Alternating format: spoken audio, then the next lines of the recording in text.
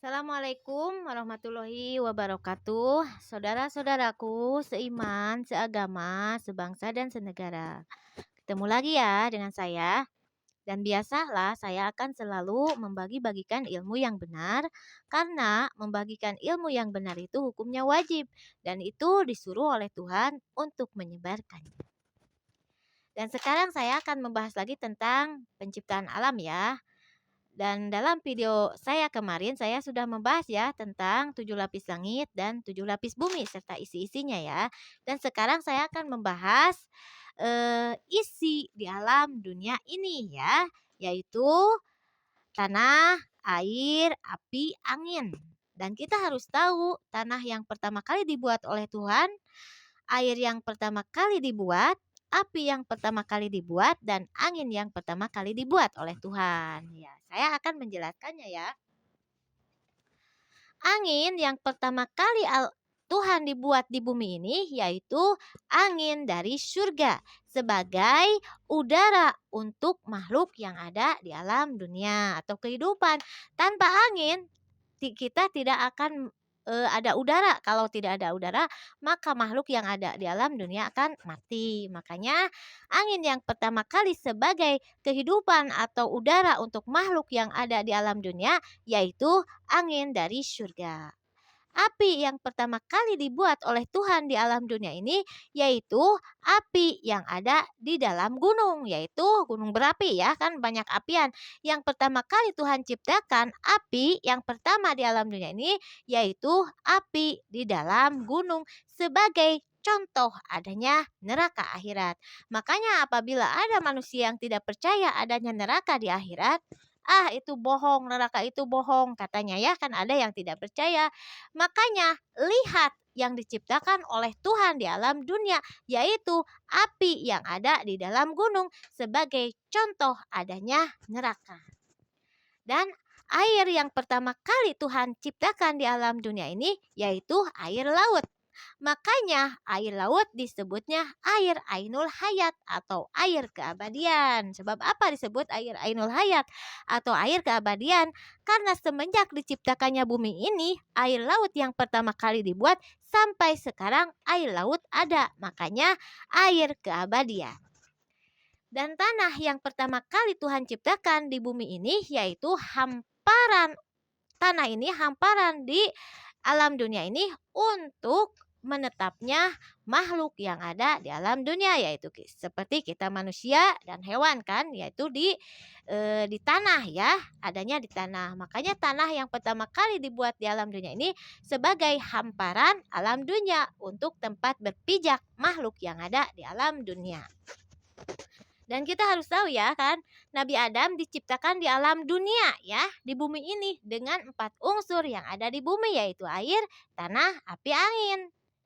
Nah, kita harus tahu tanah yang pertama kali, air yang pertama kali, angin yang pertama kali, dan api yang pertama kali yang dibuat yang saya sebutkan tadi yaitu air laut, tanah yang pertama kali dibuat yaitu hamparan di alam dunia, api yang pertama kali yaitu di dalam gunung dan angin yang pertama kali yaitu angin dari surga. Nah, Nabi Adam itu diciptakan dari itu yaitu air laut, angin dari surga, api di dalam gunung dan tanah hamparan di alam dunia. Maka Nabi Adam diciptakan di bumi dari 4 unsur yang ada di bumi yaitu air, tanah, api, angin yaitu air laut, tanah sebagai hamparan di alam dunia, angin dari surga, dan api di dalam gunung. Maka menjelma menjadi manusia yang bernama Adam. Dan istrinya Siti Hawa dibuat dari tulang rusuk Nabi Adam, yaitu dari sebagian tubuh Nabi Adam. Ya, jadi kita harus tahu ya sejarahnya Nabi Adam dan Siti Hawa yang dibuat dari itu. Makanya sebagai perempuan kita kalau punya suami ingin yang melindungi kita, melindungi dari kelaparan ya, dari tempat, dari bahaya, bahaya itu dari manusia atau bahaya dari apapun ya. Kalau sebagai wanita kita ingin punya suami yang melindungi kita, dan sebagai lelaki kalau ingin punya istri ingin melindungi dan menanggung jawab istri, karena sejarahnya bapak moyang kita Nabi Adam yang dibuat dari 4 unsur tersebut dan istrinya yang dibuat dari sebagian tubuh Nabi Adam. Makanya apabila ada sepasang suami istri ya, sepasang kekasih yang disatukan dalam ikatan suci yaitu perkawinan, makanya harus ada cinta pada cinta karena akan menyatukan dua hati dalam ikatan suci. Jadi suami istri itu jadi satu tubuh. Kalau sudah menjadi suami istri jadi satu tubuh. Bagaimana itu satu tubuh?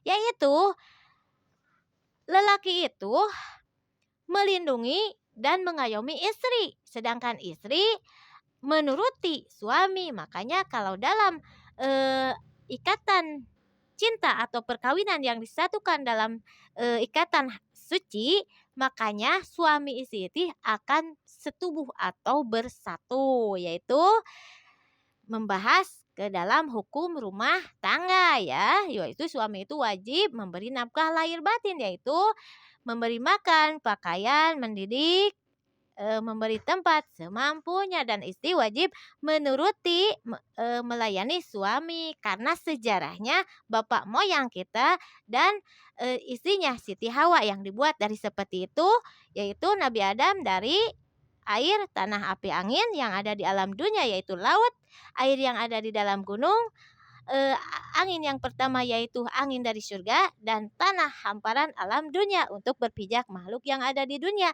dan isinya Siti Hawa dari tubuh Nabi Adam yaitu tulang rusuk. Makanya kalau disatukan dalam perkawinan, suami istri akan menjadi satu tubuh yaitu satu hati ya, dalam ikatan cinta atau suci. Makanya kalau ada perkawinan contohnya ya, istri tidak cinta, lelaki tidak cinta, tapi dipaksa oleh orang tua karena faktor harta umpamanya. Kita sebagai anak kalau tidak cinta wajib menolak. Karena apa? Karena perkawinan itu suci atau sakral karena akan menyatukan dua hati menjadi satu hati. Maka kalau tidak ada saling mencintai, tidak akan mungkin akan menjadi satu hati. Maka sebagai anak yang akan dikawinkan karena dipaksa, kita pun bisa menolak orang tua. Walaupun kalau kita menyakiti orang tua kita berdosa. Kita berdosa kalau orang tua masih di jalan yang benar. Maka kalau anak tidak menuruti orang tua yang masih di jalan yang diridhoi oleh Tuhan, anak durhaka. Tapi kalau orang tua sudah keluar dari ajaran Tuhan, sebagai anak membangkang pun tidak apa-apa. Jadi kita harus tahu, jadi durhakanya anak kepada orang tua yang bagaimana? Ya, kalau orang tua sudah keluar dari ajaran Tuhan, anak pun kalau membangkang tidak durhaka.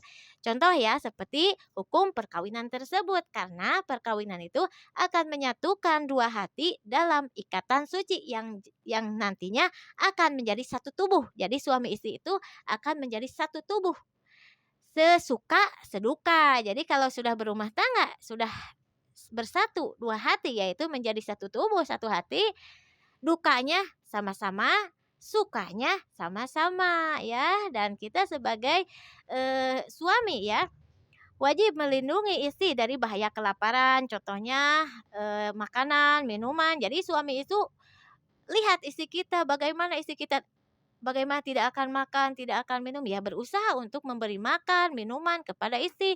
Lihat pakaiannya, aduh sudah tidak punya pakaian, kita wajib berikhtiar sebagai suami untuk memberi pakaian kepada istri. Lihat tempatnya, aduh istri saya itu belum dipernahkan tempatnya, ya kalau kita punya tempat kan, tapi semampunya apa, memberi minuman, pakaian, tempat, itu semampunya. Kalau tidak mampu ya tidak dipaksa karena hukumnya dosa ya kalau tidak mampu. Jadi kalau mampu kita memberi makanan cuma tahu tempe ya semampunya. Kalau kita mampu punya rumah ya rumah yang kecil-kecil ya semampunya, nggak apa-apa.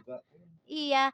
Nah, kalau mampunya kita memberi makanan ke restoran gitu ya, jalan-jalan enak ya, kalau mampu silakan. Jadi memberi makan, pakaian, minuman, tempat pun lelaki itu semampunya, dan wajib menjaga istrinya dari bahaya orang lain. Contohnya ada orang lain yang ingin memukul istri kita, ingin membunuh, apalagi kita sebagai suami wajib melindungi istri kita dari bahaya. Bahaya tersebut ya, bahaya kelaparan, bahaya tempat, bahaya pakaian, dan bahaya orang yang akan menzolimi istri kita. Kita wajib sebagai suami melindungi, mengayomi, karena istri kita itu tulang rusuk dari lelaki, yaitu sebagian tubuh dari lelaki kalau sudah disatukan dalam ikatan suci. Karena sejarahnya Nabi Adam yang diciptakan oleh Tuhan dari 4 unsur yang ada di bumi, dan istrinya dari tulang rusuk Nabi Adam, yaitu sebagian tubuh lelaki. Makanya lelaki wajib menjaga, melindungi istri, dan istri pun wajib menuruti yang dikatakan suami apabila suami kita masih di jalan yang benar. Contoh ya, suami kita itu lihat istri tidak punya makanan, beri makanan, tidak punya minuman, beri minuman, tidak punya pakaian, beri pakaian, tidak punya tempat, ya beri tempat ya semampunya ya.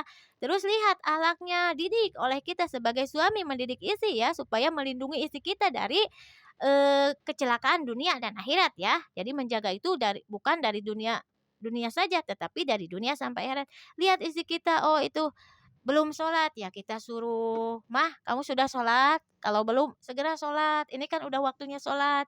Terus dalam berakhlak, apabila istri kita itu akhlaknya buruk, ya sebagai suami didik.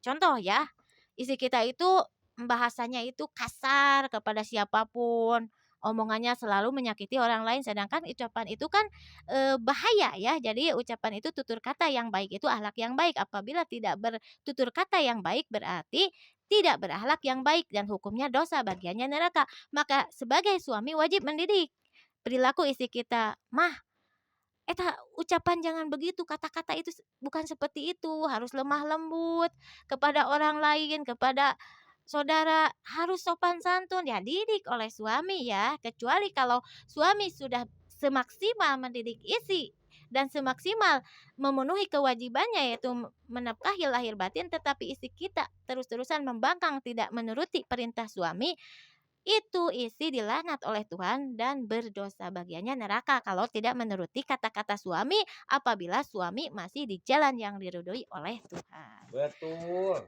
Begitu juga ya sebagai istri kepada suami. Istri itu kan wajib menuruti kata-kata suami, melayani lahir batin.